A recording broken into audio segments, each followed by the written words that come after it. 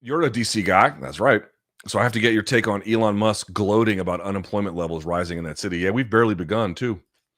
We've barely begun.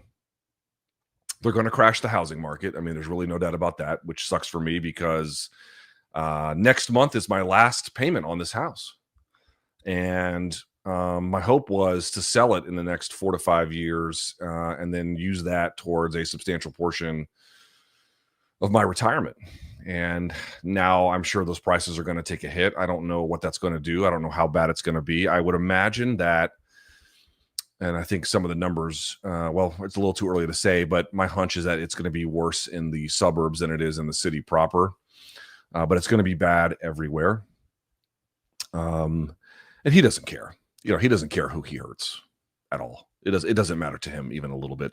Guys, I lived through, during the Bush and Obama years, I lived through great long media reports about the decline in American use of coal technology and what this was going to mean for coal miners and how we had to do whatever we could to transition them to a new kind of work. And some of these were really ham-fisted, like, let's make them all coders. Well, okay, that didn't work. I mean, there was some retraining, there was some lateral moves that were possible and that were made in parts of West Virginia and other parts of Appalachia, where these coal mining jobs are really significant. Some of that was able to be successful. A lot of it was not. But that's not because there wasn't emphasis put on it. And there were all these stories about how all these hard luck people, which these are, working class, tough people that don't necessarily, get by on having a lot of things handed to them. But the innumerable stories that went by, the innumerable profiles about how we had to do something to make sure that there was, I don't know about a pot of gold at the end of the rainbow, but they had some kind of training so they weren't just left high and dry. And now they're just gutting vast reams of the administrative state and then gloating about their suffering. Dude, these people don't have any fucking principles. They don't have any first principles that guide their actions other than avarice. And I hope that everyone can understand this. I mean, he's finding waste, fraud, and abuse. No, the fuck he's not.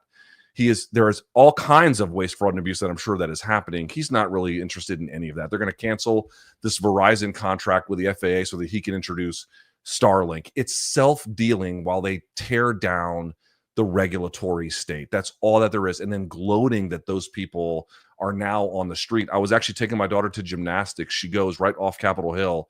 There's a gymnastics gym that I take her to. And there was a woman walking by crying, sobbing, talking to a friend, and she was carrying her desk, not her desk, I'm sorry, but a box with all of her desk belongings in it. And I remember, I'll never forget what she said when she walked right by. And she goes, 17 years of my life I gave to the federal government for this. And everybody thinks it's all a bunch of people even to my left who are in there. And I have to tell you, that is not who staffs the federal fucking government. That is not. I mean, of course, there's some of those people, but there's just as many down the center and then just as many to the right. And it's not just DC. It's one of the main job contributors to places like Kansas City and places like Colorado. There are vast reams of federal employees all over the place, and there are more cuts coming, much bigger ones down the line. And to show callous fucking indifference in this way, it just tells you who the fuck they are. Because when the shoe is on the other foot, they expect you to have sympathy for the people that are, listen, like maybe the federal government does need to be downsized in some kind of more structured and organized way. And maybe you can't save all of coal mining. Some of these job losses are simply inevitable in a changing political structure and a changing economy. Okay, fair enough. But then taking pride in this, and especially when you're the richest guy in the world and you're just ripping apart the administrative state in order to do it, dude, he's a fucking coward. He's a fucking thief. He's a vandal of American democracy. He's a vandal of the federal government. He is a vandal and a self-dealer if ever there was one, man. And it's so fucking nakedly obvious in front of you that this is all about destroying the regulatory capacity of the government to inhibit his business while he self deals. That's the whole fucking game here. Actually, you know what? There's a bigger game being played. And I've brought this up before. I've brought it up before. During the civil rights era, the government, the federal government in particular, had to grow the capacity of the administrative state when they began taking seriously that, hey, if we're going to integrate the races and we're going to protect the rights of these people, we don't really have, in certain cases, anything in the administrative state to protect this. We have to grow various versions of it, and it's not even necessarily racial related. There could be other forms of it. For example, when the Cuyahoga River in Ohio in the 70s is on fire, they passed the Clean Water Act, but then, obviously there has to be a greater portion of the regulatory state that it can control that is the EPA, right? These are things that are done, not merely in that case to simply improve the more public good spaces, and then the regulatory state that has to go into it, but more crucially along the lines of, if we're going to grant rights to people beyond who we've been granting rights to, women, minorities, this different political coalition, we're going to have to build out part of the administrative state, the regulatory state, and the federal government to protect them. Musk is stripping that out. That's what's happening. He's stripping that out, or doing his best to strip it out. This motherfucker can't stop lying. Whether it's a small thing, like I'm one of the world's best Diablo players, bitch, you're not even halfway decent. Whether it's the RFK Stadium deal, which I talk about all the time, where he's just telling the public that you're on the hook for it when none of that is true.